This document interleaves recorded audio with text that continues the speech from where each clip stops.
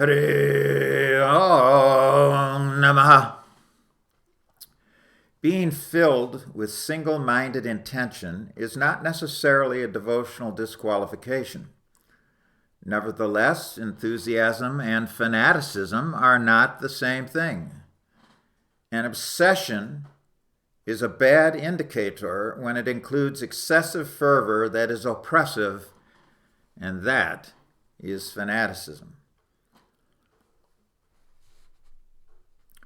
Single-mindedness in transcendental purpose is never to be discouraged. After all, the ultimate result of such concentration on the objective is a sampragata samadhi, the perfection of yoga. However, fanaticism was always discouraged by His Divine Grace, Srila Prabhupada, although enthusiasm and single-mindedness in Krishna consciousness was and remains strongly encouraged in transcendental attitude and action.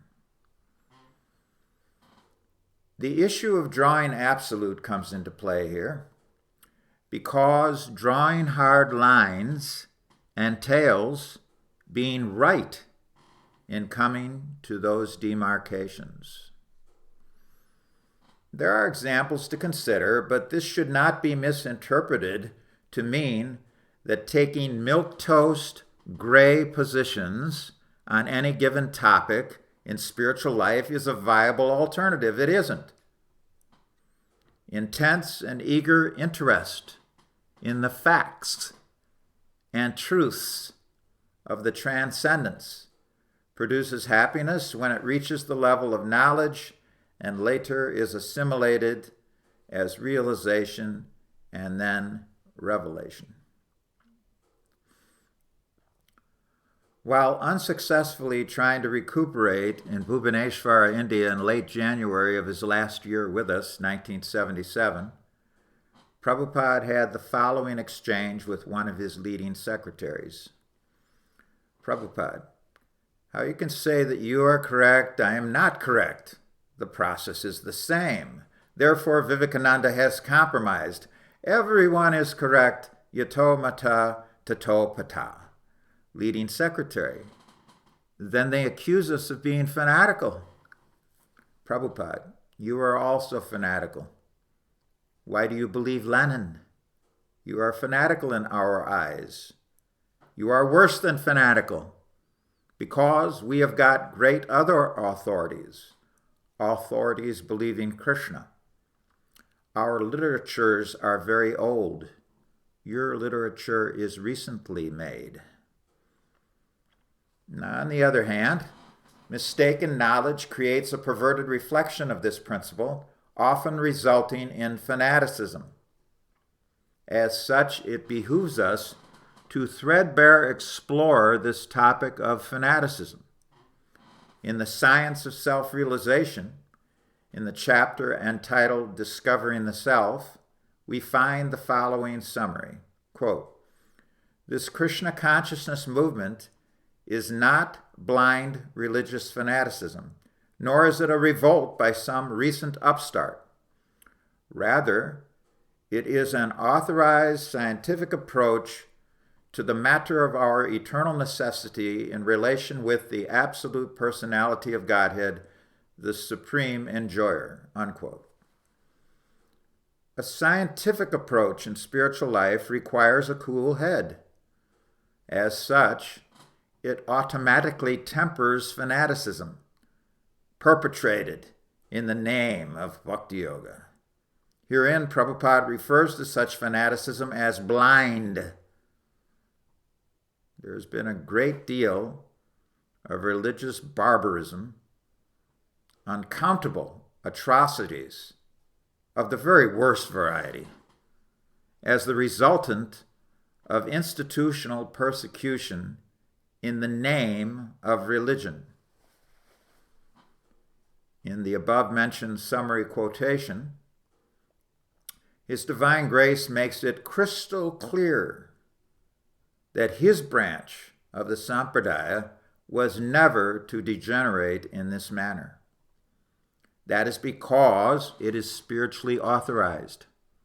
Prabhupada was also authorized by his spiritual master to spread Krishna consciousness to the West, to initiate Westerners into a connection with his branch of the Sampradaya, and promote the true and exalted merger of genuine science with rational theism.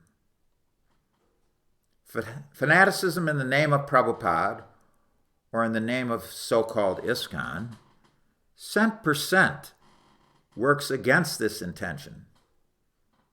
And it is incumbent upon all of us to make no compromise in realizing this fact. The following excerpt is from a letter to Krishna Das, dated October 6th, 1970, quote, "Society without religion? It is all animal society. The next point is that religion without philosophy is sentimentalism or fanaticism.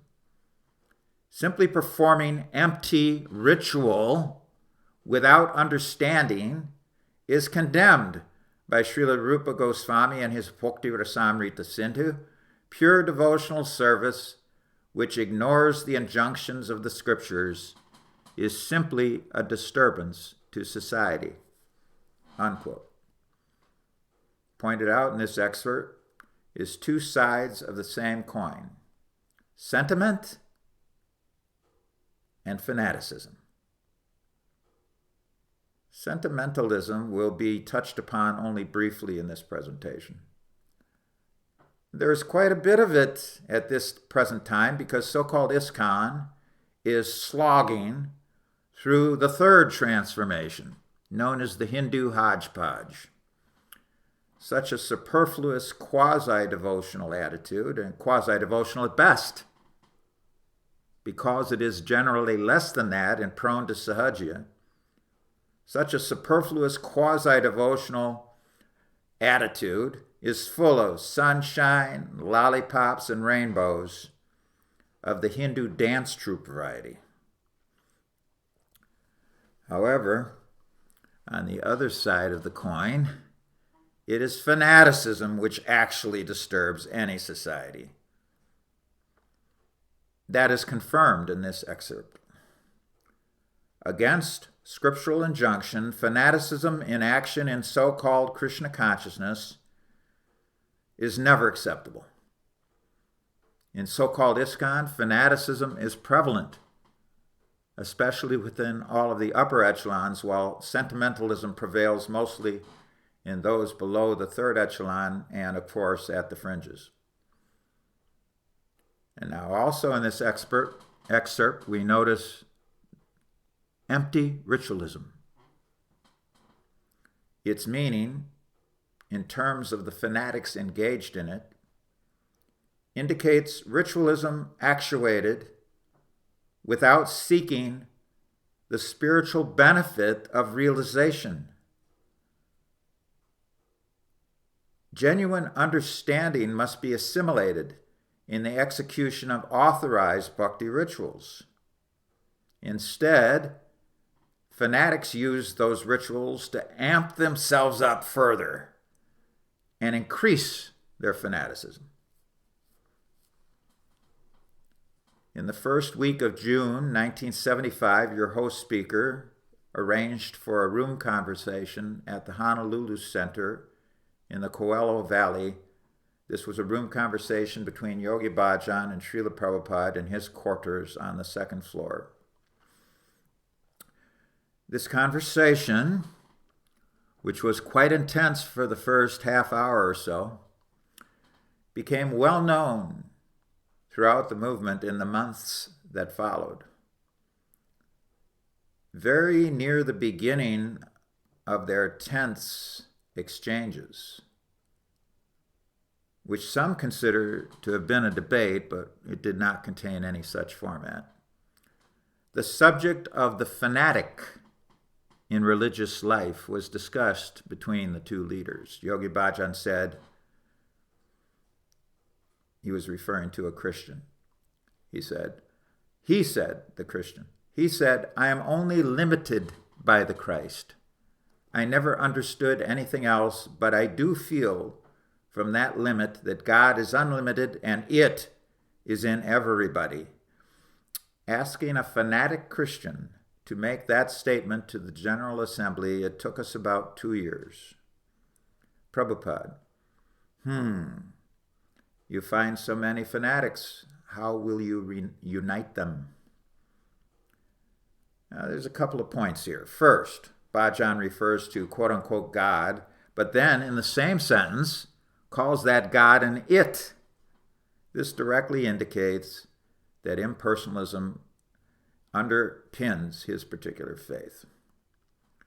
The tension in this conversation was in no small measure due to that wrong belief that the absolute truth, the ultimate source, is impersonal. The Brahmajyoti is not the ultimate. It can only be considered the initial stage of God realization because it is the divine light emanating from the body of the Supreme Personality of Godhead, who is always personal and is the supreme controller as a person.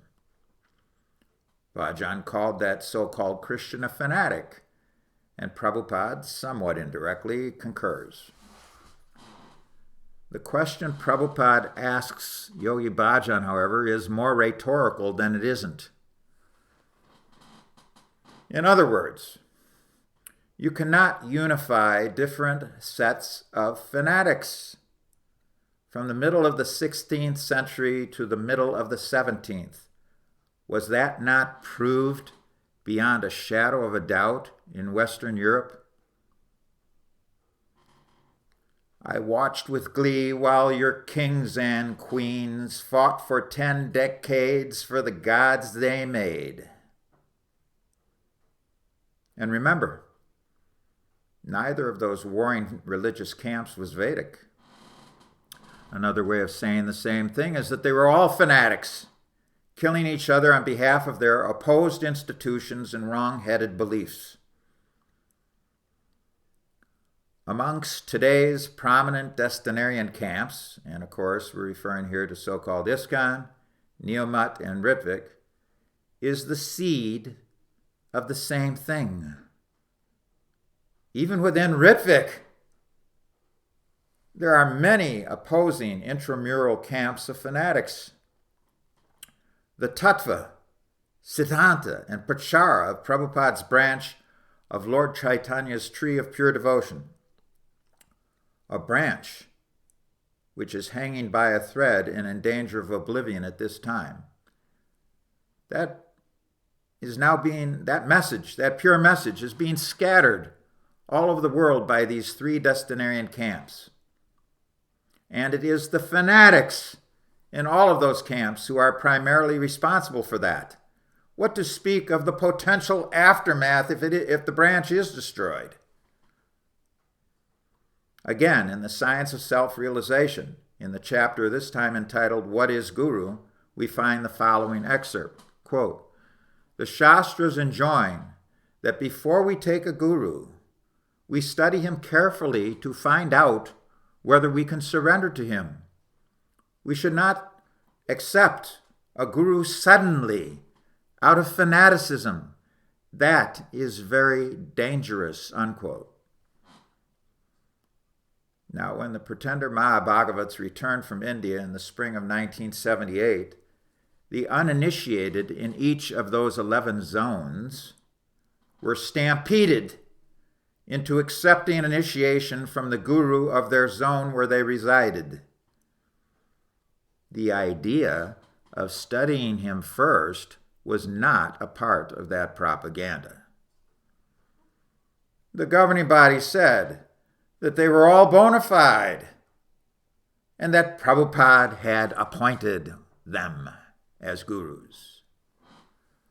Both of these prevarications were completely misleading, and they have both been proven untrue in the cognitive faculty of all sane and serious devotees, including many who were victimized by such fanaticism in the late 70s and early 80s. All of the newcomers back then, with very few, if any, exceptions, accepted their zonal acharya suddenly because they were pushed to do that. They were stampeded to do that. And some of those unfortunates became fanatics, especially in terms of garnering increased recognition for themselves by making as much money as possible. They did so for their zonal big man, who they worshipped on his very opulent and high seat in front of open deities, and they worshipped him with fanatical fervor. Now, ask yourself this question. Was Prabhupada's branch subtly infused with destinarianism in the originally? In point of fact, it was, but not of the fanatical variety. As we have discussed many times, His Divine Grace made a very significant prophecy, and it is as follows, as per an excerpt from a letter to one of his leading secretaries dated November 4th, 1970. Quote, Lord Chaitanya Mahaprabhu has forecast that this Hare Krishna mantra will be heard in every nook and cranny of the globe. He is God, so it will happen. That is a fact. So if we take advantage, then we may take the credit, but if we do not, someone else will, unquote. Prabhupada called it a fact here in this excerpt. And it will be a fact sometime in the indeterminate future, but it is also in the category of a destined prophecy, destined by providence. Yet, Prabhupada also clearly stated here that his particular movement may or may not be the agent of fulfilling this prophecy. In order to fulfill it, there must be the choice of complete cooperation with him, complete cooperation with his orders, with his strictures, with his vision, and with what he authorizes as worshipable. In order to implement the prophecy and convert it eventually into reality, choice, both individually and collectively, must be considered, and it must be prominently considered. Worship of the pure devotee Mahabhagavat is not only authorized in the Shastras, but it is also highly recommended. On the other hand, any such worship of those who are undeserving pretenders constitutes idolatry. And that idolatry is also known as apostasy. And that is what went down in 1978 with the worship of 11 pretender Uttamadhikaris by foolish godbrothers and godsisters, what to speak of newcomers who didn't know any better. If the argument is made that the installed deities were still being worshipped simultaneously on the altar, such weak and bad logic discounts the altar desecration that was also thus present, because pictures of those pretenders were propped up on all of those altars. And those pretenders were worshipped on the altars along with the deities by the pujari and, at least indirectly, by the congregation, usually directly. Besides that glaring apostasy, there was also, a bit later, as a reaction, heresy. We are speaking of Ritvik here, which is anti-Vedic and anti-Vaishnav through and through. Ritvik can never be countenanced as anything but heresy. Yet thousands of fools falsely believe that they have a non-manifest guru as their diksha guru.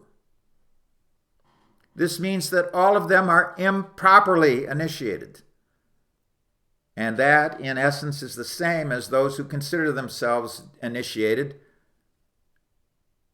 by any of the wild cards in the early going or the institutional gurus of so-called ISKCON later on.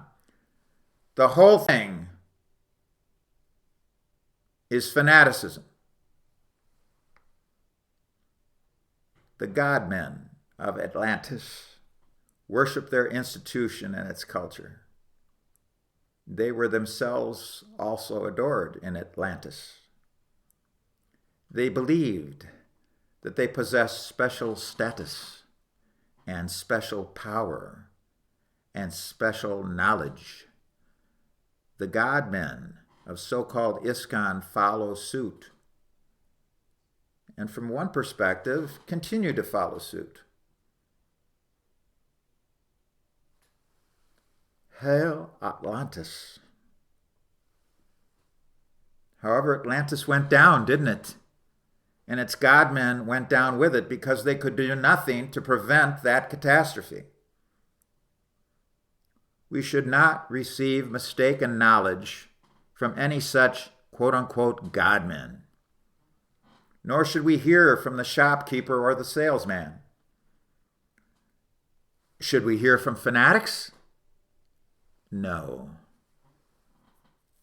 We should hear from genuine devotees only, those who never allowed themselves to become entangled in any of the three destinarian cults that emerged after Prabhupada left, none of which will fulfill the aforementioned prophecy.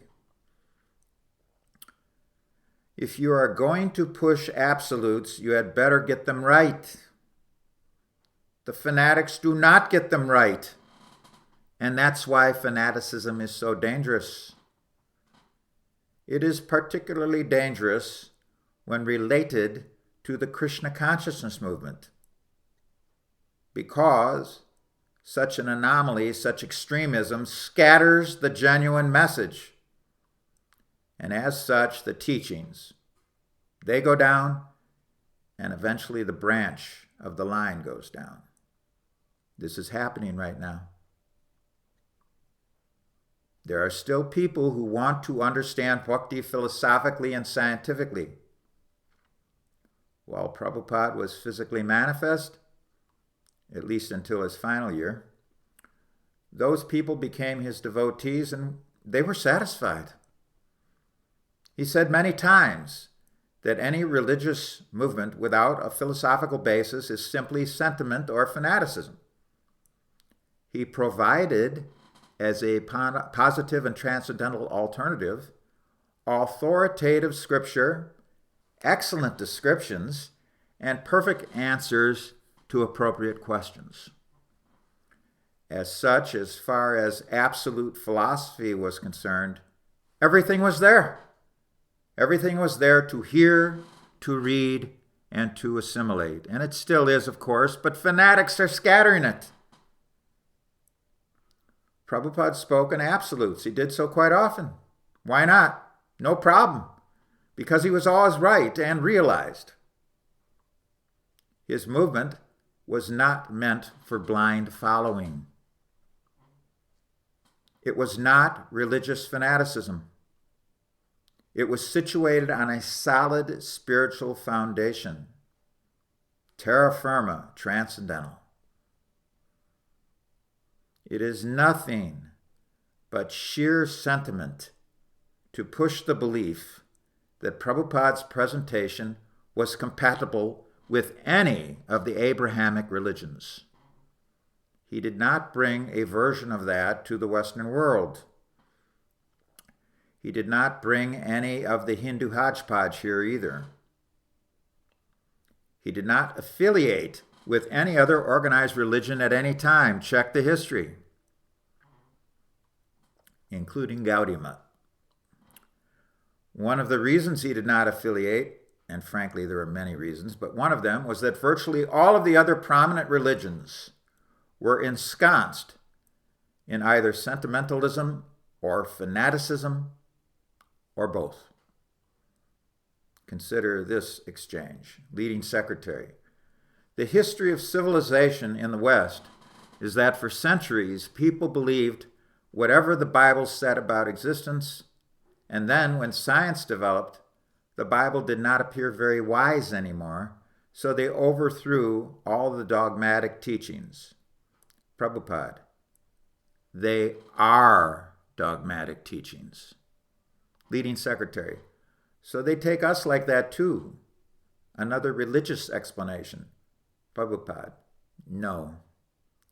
Our religion is not faith. It is science. Fanaticism of Christianism, Mohammedanism, this has created godlessness. But Vedic knowledge is not that. It is really knowledge. Real knowledge is the cream of the Vedic presentation, and there are plenty of absolutes in it. There has to be, because we want authority. We want authoritative clarity about what is what. Acharyavan Purusha Veda. The person who has a real acharya knows what is what. That entails knowing the absolutes, or if you prefer, knowing the blacks and the whites. When such a devotee creates a logic chain in order to assimilate any given siddhanta, his or her intelligence is solid. The fanatics are not fans of logic, however. Actually, it's more accurate to say that they are entangled in bad logic. Bad logic is integral to all of their mentalities, along with those within the wheelhouse of the fabricated so-called ISKCON Confederation. As soon as you hear or read about any of them pushing some kind of Christ affiliation, know for a fact that such propaganda is loaded with sentiment at best, and it could be at worst fanaticism also. Jesus Christos is only understood in the right way by genuine Vaishnava devotees. Pseudo-Vaishnava fanatics rip off their masks when they claim that their line is affiliated with so-called Christianity.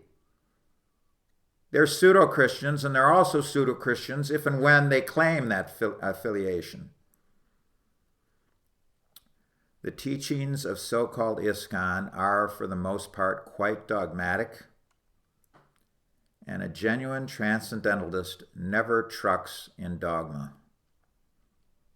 Beyond institutional or wild-card dogma, there is absolute truth, and the absolute truth is Lord Vishnu. There is also right knowledge about Lord Vishnu and his creation, and that right knowledge is called Jnanam. There is mistaken knowledge, and it is called Ajnanam, which in English means ignorance. When religious faiths perpetrate mistaken knowledge, that is called dogma. Whether it's the knowledge or whether it's their system or their process, it's all dogma. Those who fervently push dogma are religious zealots, also known as fanatics. This applies to any theistic line, or as far as that goes, also any atheistic analogical line that purports to represent the absolute truth, but in fact does not. Now, for the sake of an analogy here, let us call real truth, which in Sanskrit is known as tattva, let's call it white. And let us, in the same vein, using the analogy, let us call ignorance, which in Sanskrit is called avidya, let's call it black. Enlightenment, even at the preliminary stage of the white light, is tattva. It is truth, while ignorance is darkness.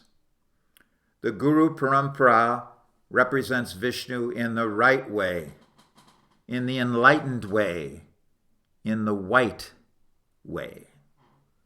It therefore can never countenance mistaken knowledge, which is also called nescience. Notice this word nescience. Science preceded by NE, negative science, nescience. If you are actually interested in realizing the absolute truth, even if your interest only extends to the Brahmajyoti beyond the Mahatattva, then what you speak must be knowledgeable. If all you can do is repeat like a parrot, and that is acceptable in the ABCD range, if that's your stage. So if that's all you can do is repeat like a parrot, even that must be according to what is given to you by the Guru Parampara. You cannot transmit mistaken knowledge. There is no way around this stark fact in terms of following a genuine process in order to obtain liberation, either during one's lifetime, which is a rare event, special, or at the end, which is the severe stage, the kosha separation we know as death. In order to do so, to attain liberation, you must understand both the relative truth and the ultimate reality, the black and the white, in the right way. You must determine the absolutes in the right way. Neither fanaticism nor sentimentalism is conducive to mukti or vimukti, and these are the actual goals of the human opportunity. Prabhupada did not avoid drawing hard lines, as exemplified in a particular exchange with his personal servant dated March 22, 1976. Quote, Prabhupada, any man who will speak something which is not in the instruction of Chaitanya Mahaprabhu and Krishna, he is cheating. Hare Krishna. Leading secretary. But if we take that we are the only way, then people call us fanatics. Prabhupada. They may say. They are themselves fanatics. In Kali Yuga, you have to draw such sharp lines, and sometimes you have to be callous. Blurring everything into gray is just another weapon of Kali. Being able to overcome all of the diabolical principalities which serve great powers, and of course Maya is far more powerful than the personality of Kali. Overcoming is integral to the whole process of yoga. And the best way to do that, the best yoga, of course, is bhakti yoga, Buddha yoga. You must be top shelf and hold yourself to the higher standard. You must draw your absolutes according to Guru, Sadhu, and Shastra. We must come to the right conclusions. That's known as Siddhanta, by the way. And that means first accepting, without doubt, the tattva given to us by Guru, Sadhu, and Scripture. Tattvamasi. Now, logic is not avoided in this process. Indeed, the Vedanta Sutra is called Nyaya Shastra because it presents to us the absolute truth via sutras, which are best understood by consulting the commentaries, those commentaries are known as Bhashyas, of the great Vaishnava Acharyas. You cannot be dull-witted and expect to be able to get anything from Nyaya Shastra. Dull-witted must be cheated. Those commentaries do not include, however, Advaitavad, Shankaracharya's commentary. Instead, for Gaudiya Vaishnavas, for personalists, we consult the commentary of Vedanta Sutra magnanimously bestowed upon us by Baladev Vidyabhushana, and it is known as the Govinda Bhashya. A logical presentation precludes being victimized by various fanatics in the name of Vaishnavism, and that principle is indicated on this excerpt from a morning walk which took place on December 29th, 1976. Quote, Prabhupada is speaking, of course. Quote, and who becomes fanatics? All rascals, dull. They become fanatic. Otherwise, why should one be fanatic? If one has got brain, one has got logic. How he should be fanatic? Fanatic means dull-headed rascal, that's all, unquote. It is clearly stated in Scripture that liberation is only attained via connection to one of the bona fide lines of disciplic succession. Neither the Abrahamic religions nor the analogical lines of metaphysical speculation have any such connection. His Divine Grace, Srila Prabhupada, had that connection, and he had it in full realization. And his branch of the Brahma Madhva Gaudiya Vaishnava Sampradaya is the best way to attain real knowledge in order to differentiate the absolutes in the right way. A fanatic does not change his or her conditioning in the lower modes. Change of character is a necessity in the human form of life. To say that you're born a certain way and you cannot upgrade, that's a kind of fanatic mentality. It ignores the obvious fact that a two-legged animal cannot possibly make any progress in realizing the human opportunity. You cannot expect to throw a wolverine into heaven and it will be allowed to stay there. In an excerpt from a letter to one of his newer initiates dated March 4th, 1972, Prabhupada wrote, quote, "Regarding your questions on Christianity, we are not very much keen to engage them in argument because, for the most part, they are sentimentalists and have no philosophy. Therefore, they become fanatics or dogmatists, and this type of person we cannot change," unquote. Notice, sentimentalists are in danger of becoming fanatics, not the other way around. Krishna consciousness is sublime cultural knowledge, and religion is included there in its pure form. However, that pure form neither entails nor includes fanaticism or upadharma. Buddha Yoga is based on science. It's based on philosophy, and it has plenty of logic in it also. The Krishna consciousness movement is not a sentimental fanaticism of so-called religion, but the exact opposite. It is the perfect culture to induce peace for the whole of human society. It is never meant to divide people into camps. Nevertheless, factions, and we know of 3 of them, so-called ISKCON, Neo-Mat, and Ritvik, scatter the movement, and they scatter its central message. This results in deep and bitter divisions between and amongst those camps. It is particularly noticeable in Ritvik, which is split all over the place, with its many factions sharing only one point in common: the mistaken knowledge that Prabhupada is the Diksha Guru for anyone and everyone who came to his movement post-1977. The Guru Parampara makes reference to bona fide Vedic scriptures. In Sanskrit, these are known as Shastras. Contrary to the opinion of the uninformed, and contrary to the opinion of cynical critics, the disciples of Bhakti Yoga are neither mindless nor fanatical. They intelligently follow a system of checks and balances called Guru, Sadhu, and Shastra.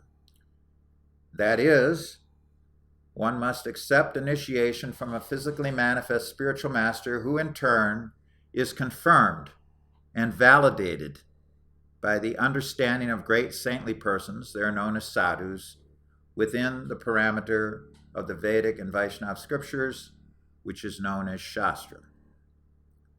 The false belief that religious fanatics are limited to those who pledge allegiance to a charismatic wildcard guru, that's a faulty presupposition.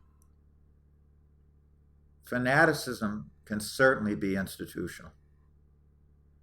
In the Gothic period, for example, fanatics such as Torquemada, and later many Jesuits, were strongly dedicated to either the Spanish Empire, and by the way, that was the reason it was called the Spanish Inquisition, or they were dedicated to the institution of Catholicism and popery, railing against the Reformation. The Jesuits were prominent in the Counter-Reformation, and that is very well documented. However, Christian examples are only marginally helpful. We are mostly concerned with the fanatics of so-called ISKCON. They are the ones to look out for at this time. Neither Neomut nor the scattered factions of Ritwik pose nearly the threat, as does the fabricated so-called ISKCON Confederation. And please note, that threat is primarily one of institutional fanaticism at this time, and has been so for a while. The wrong-headed idea that every path is as good as any other is not acceptable. No institution can thrive if it accepts such a misconception. The flip side, of course, is fanaticism, a fanatical backing of the institution. In the 17th century, when Great Britain dominated the world in terms of its expansive colonization, atrocities took place in the name of the civilization it imposed everywhere. At that time, the fanatics backing the empire came up with this slogan: "England, with all thy faults, I still love thee." It is not at all surprising that when the first transformation was taken down by the second transformation in the mid-80s, devotees were beginning to doubt the institution, obviously, at that time. One of its more fanatical gurus came up with a very similar slogan, which was, "ISKCON, with all thy faults, I still love thee." In late 1977, just a little over 4 months after Prabhupada left the scene, the elementary penguins, and there were many of them, as well as a sizable chunk of the ignorant newcomers, went all in for the guru of their zone. A significant proportion of these fools were fanatics. In many cases, Prabhupada's level-headed disciples were, either by force or by adverse circumstances or partially of their own volition, pushed out the door. The movement was then degraded in every zone of the world except for the Krishna Balaram temple in Uttar Pradesh. When the dreadful zonal Acharya imposition crashed and burned in the mid-80s, the fanaticism of those previously enthralled by it, that fanaticism did not disappear. It went to ground, and it remained dormant for a short while. After the dust of the second transformation cleared, that fanaticism reared its ugly head once again in the form of institutional fanaticism. Now, sure, there were some diehards left from the previous era, but the wheel of time, combined with personal scandals of the godmen, ground them all down. The elementary penguins and so-called ISKCON are almost all of the institutional variety now, and such has been the case for decades. Those fanatics shove all their chips into the center of the institutional table. They are never knowledge-based. They cannot get amped up in that way. They cannot get amped up by knowledge the way fanaticism does for them. Researching the history of the cult and reading the books doesn't help them, not in the way they want. Their focus instead are on the institutional protocols. We've discussed those previously. And they push those protocols. They are the true believers. Their absolutes are not based upon knowledge and realization, but instead they are based and centered around experiencing the buzz. However, Buddhi Yoga is not meant for those kinds of so-called disciples. Buddhi Yoga, which means executing Bhakti Yoga under the working principles of Buddhi Yoga, is based upon dharma and meant for the knowledgeable man or woman. It is not meant for the fanatic. They can go to other cults. Consider the following two quotes, first of which is from a very early lecture on Bhagavad Gita in New York City, dated November 21st, 1966. Quote, Jnanam Vijnanam Sahitam. Vijnana Sahitam means this knowledge is not theoretical, but it is scientific. Whatever knowledge we get from Bhagavad Gita, we should not think that it is sentimentalism or fanaticism. No. They're all Vijnanam, science, unquote. Then there is this well-known excerpt from a purport to Chaitanya Charitamrita, Madhya Lila, chapter 19, verse 170. Quote, Bhakti does not mean stop your work. Bhakti does not mean sentimental fanaticism. That is not bhakti, unquote. Postmodern leaders, as well as metaphysical philosophers, should be favorable to rational theism because it is opposed to blind fanaticism.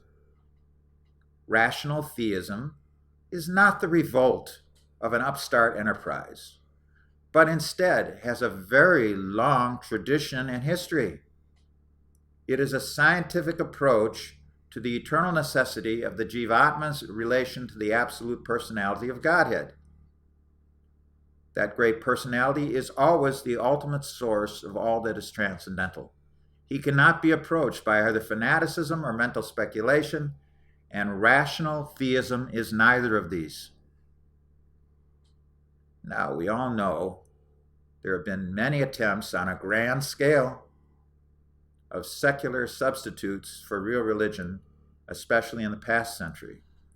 Fascism and communism were the prime examples, obviously. They were all infused with fanaticism. On the other hand, there were those who never became true believers in anything. Although they're often sensitive and intelligent people, they ultimately held no convictions about the meaning of life. Holding no convictions about the meaning of life is a form of nihilism. Those who drift have made the decision to drift. On the other side of the coin, secular true believers did so with a desperate fanaticism formulated as a recourse against the terror of such bottomless nihilism, which they nevertheless contributed to produce anyway. Human reason fails to understand how, by serving either the Mahabhagavat or the book Bhagavat, the real purpose of the human opportunity can be attained. While confirming the fallibility of human reasoning in the ultimate stage of realization, the Vedic presentation never recommends abandoning reason previous to that. Lacking a deep philosophical understanding of the Supreme Lord is known as Komala Shraddha, or soft faith, and it glides down the slippery slope of either sentimentality or fanaticism. There is no strong defense against nihilism to be had either of these alternatives of sentiment or fanaticism. And anyone so prone to fall victim to one of these also eventually falls victim to atheistic arguments or grandiose secular concoctions which wind up murdering millions of people. The Vedic and Vaishnava disciplic successions are not just mystical. They also include logical arguments. They include the argument from design promulgated by Aquinas during the scholasticism era. They confirm that this universe still works according to the supervision of the ultimate source, who is the supremely powerful person permitting it. From one perspective, it is lamentable that Western religious fundamentalism has developed a bad name. That's only from one perspective. We'll talk about that now. In real religion, the command of fundamentals, which are also known as first principles, is meant to foster the development of philosophical acuity. On the contrary, particularly in the West, religious fundamentalism instead fosters dogma and its accompanying fanaticism. Ironically, this means that those so-called fundamentalists are unable to catch on to the real principles, the real first principles of theistic philosophy. In so-called ISKCON, their brethren of the cloth are similar elementary penguins. They also do not have their absolutes in any kind of bona fide or proper order. The Krishna consciousness movement is never meant for that kind of sentimental fanaticism. It is not to be categorized as a religious movement. It is instead meant to be categorized as a cultural movement. It is a scientific movement for the cultural upliftment of the whole world. Chanting the Lord's holy names is, in fact, the highest of all liberation processes. Now, let us acknowledge that Neo-Jata Sahajya pervades all of so-called ISKCON. The institutional guru is also a Sahajya, Neo-Jata, but not one who parades what his so-called special status is supposed to represent. He's not egregious in that way. In India, a class of pseudo-devotees known as Prakrita Sahajyas cheapen the process. Some of them are quite flagrant and egregious. That cheapening degrades to the banal, but this is also happening in so-called ISKCON, except in a bit of a different way. The hysterical show of practiced and exaggerated love conducted by that wing of Sahajyas is nothing more than a manifestation of fanaticism. It is all artificial. Nevertheless, the party men and gurus of the Neo-Jata cult are ultimately engaged in the same thing, and they do so in particular via their colorful initiation ceremonies, which spawn the next set of like-minded people promulgating their institutional brand. Genuine Krishna consciousness is a process. It's not an event. Joining a mass movement in order to psychologically assuage oneself to escape the burden of free will. Joining a mass movement to escape the bondage of karma. Joining a mass movement in order to relieve the psychic pressure of individual responsibility. All of this leads to degrading into an ineffectual self. The mundane is barren. It's banal. It's full of anxiety. It's meaningless. And it's loaded at all times with an enticement to depravity. Taking shelter of the fanaticism espoused by the true believer is a wrong building block. It's not a first principle. It ultimately does not provide the liberation it generally advertises. And there's another factor which we're all well aware of. The fanatic is prone to become a hater. However, constructing a program of hate, covertly doing so as a result of the chaos and doubt within oneself, leads the individual to downfall, as it does the collective. You may wonder within yourself why you are here, but that doubt will not be effectively erased by following the crowd. And in the process of following the crowd, it will not be erased by imitating the vitiated blacks and whites of more powerful penguins higher up in the pecking order.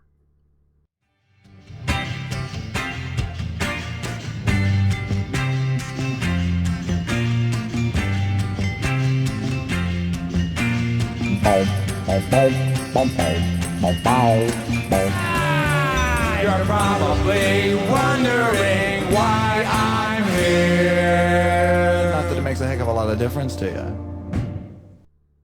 The colossal hoax, known as the fabricated so-called ISKCON Confederation, is a pseudo-spiritual scam. It is now degraded into a dangerous upasampradaya with a handful of deceptive godmen emblematic of its deviation. Like Atlantis, it is both Western and New Age, but this is hidden beneath a thin veneer of Eastern exaggeration and neo-Hindu pop culture. Hiel, ISKCON.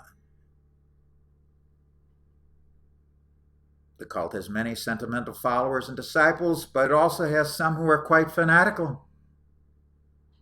No matter how you pledge allegiance to that institution, that cult does not provide a means to real liberation. Sadeva Samya.